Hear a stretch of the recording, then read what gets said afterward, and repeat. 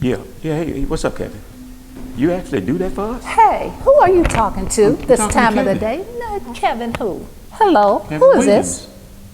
What are you wearing, Kevin? Oh, What? you're wearing Queen? This is Kevin. This is really Kevin. Oh, yes.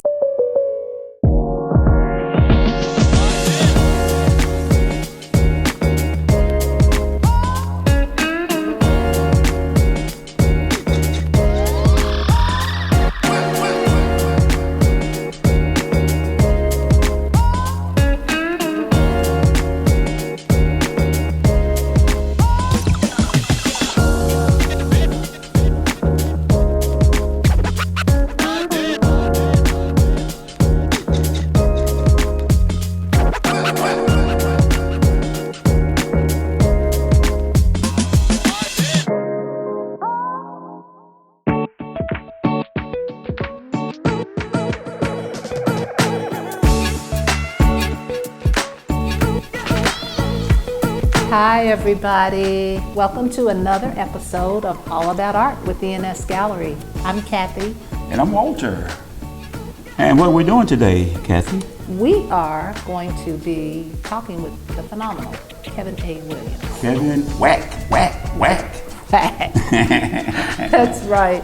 You know his work, you know his art, and now you're going to get to know him. And we'll have more right after this.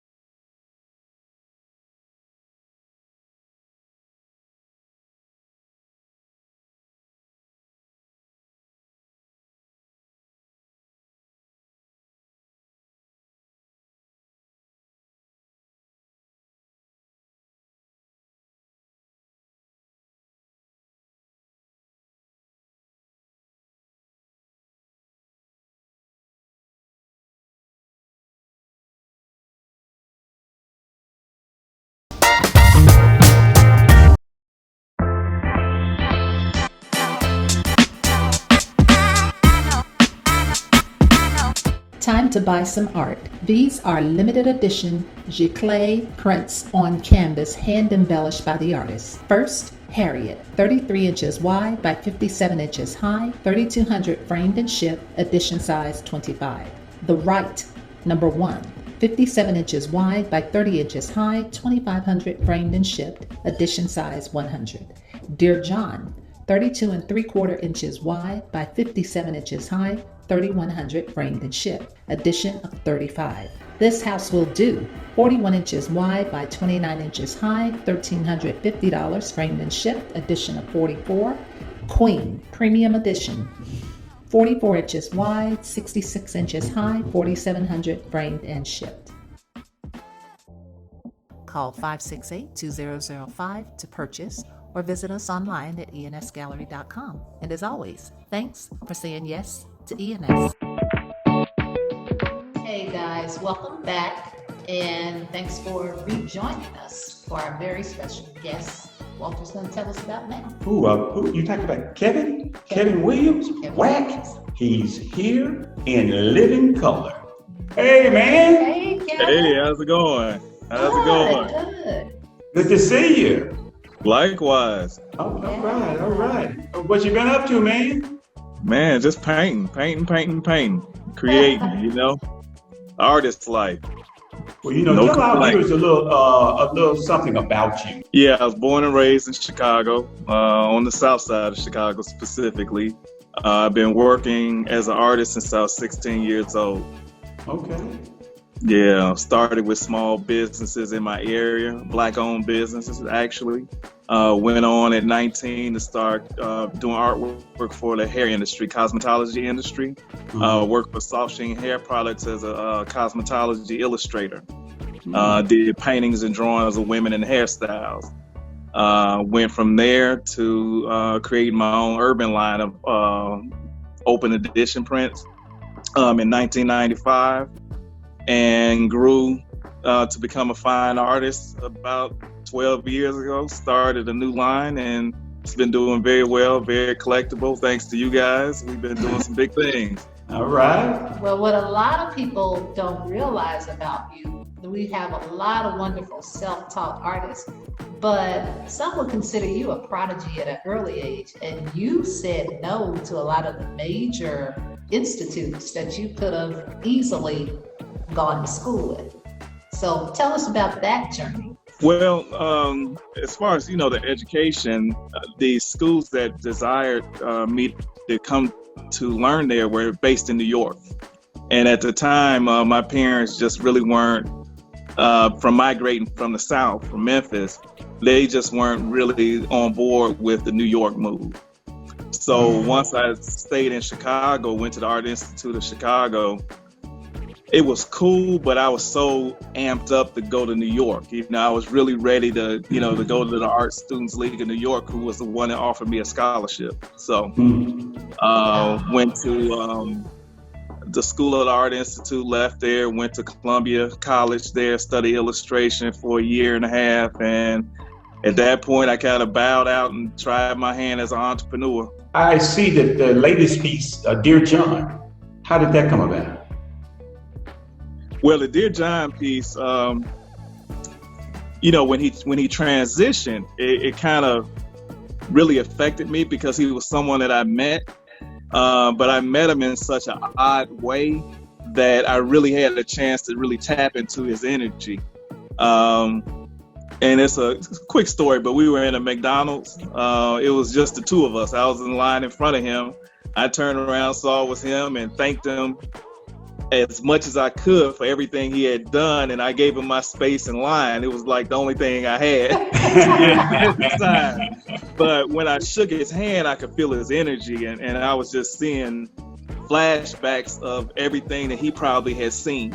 Just some of the things that he had seen just at the time of touching his hand, I could feel like that history and energy. And so I wanted to do a tribute painting to him that kind of encompassed his fearlessness to walk and face opposition and oppression eye to eye.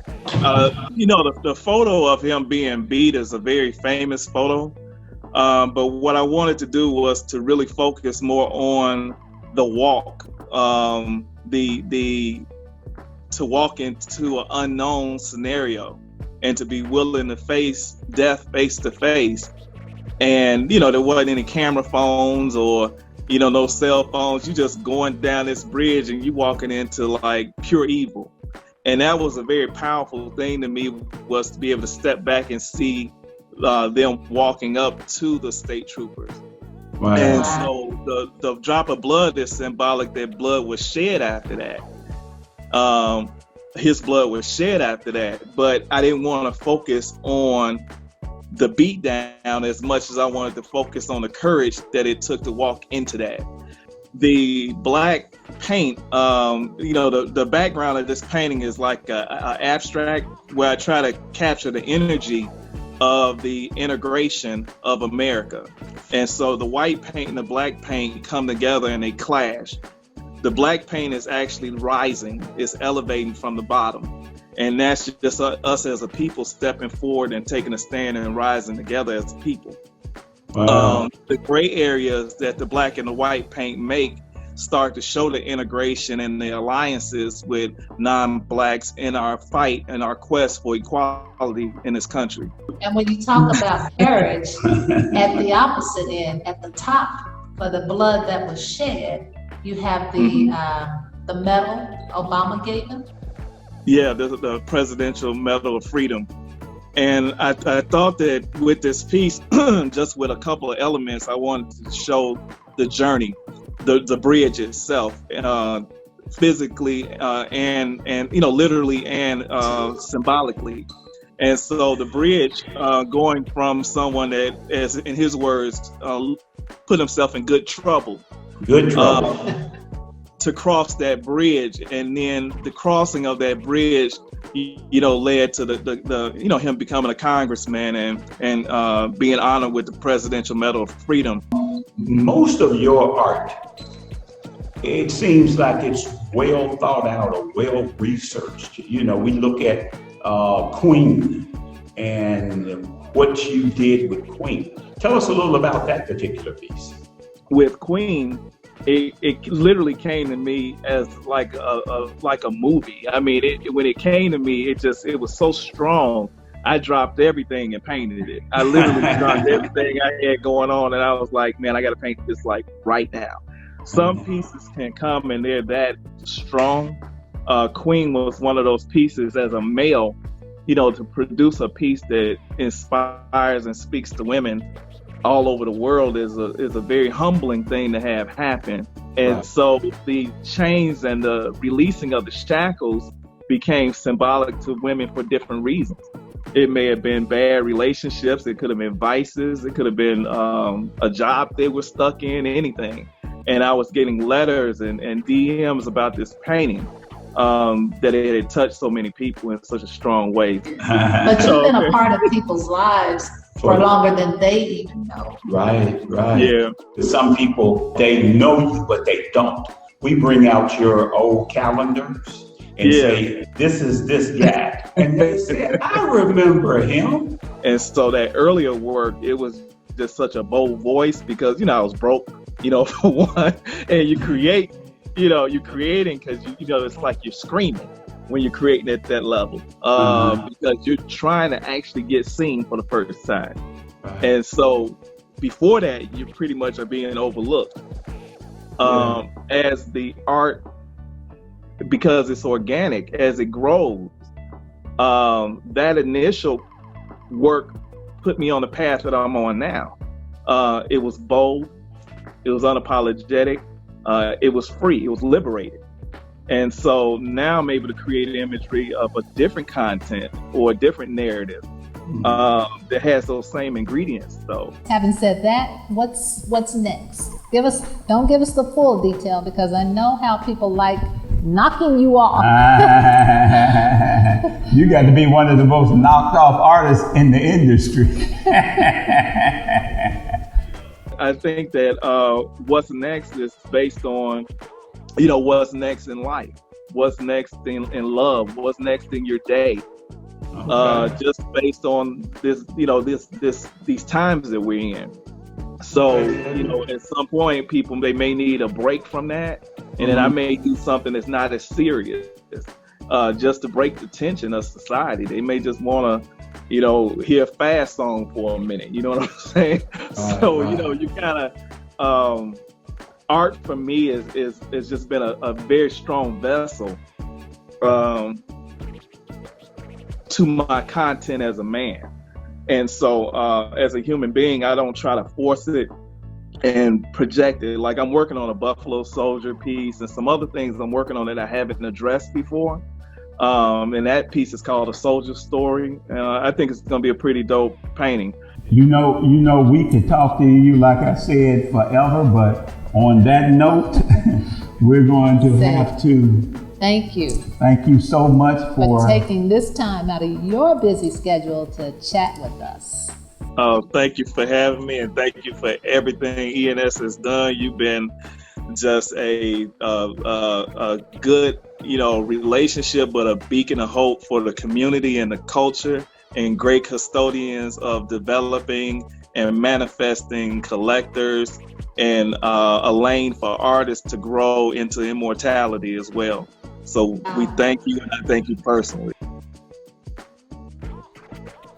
Welcome back, everyone. We just had a wonderful interview with the Artist of the Year, to me, in my opinion, Kevin Wack Williams.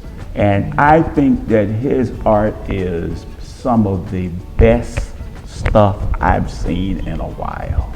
Yeah, and I've really enjoyed the process that he shared with us, his creative process, and knowing that his connection with John Lewis resulted in the finishes that he put in that piece. So, Dear John. Right. And this piece, This House Will Do, just putting those pieces in your collection that speak to you. No doubt about it. Yeah. Always, as we say, buy what you like, but know what you're buying. So what do you want to do?